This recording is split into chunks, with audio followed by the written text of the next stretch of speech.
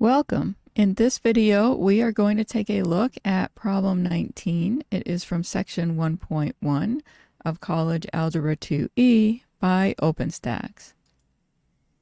In this problem, we need to simplify the given expression, and we will use order of operations. Okay, we have an addition, a multiplication, and a subtraction. So we need to do the multiplication first. So that's going to be 6 plus 2 times 2 is 4, and then we have minus 1. Now we have an addition and a subtraction. They are on the same level, and so we perform them going left to right. So that means we will do the addition first. So we will have 10 and then minus 1. And finally, we will do the subtraction, and we get 9 for a final answer. I hope that was helpful. Let me know in the comment section if you have any questions.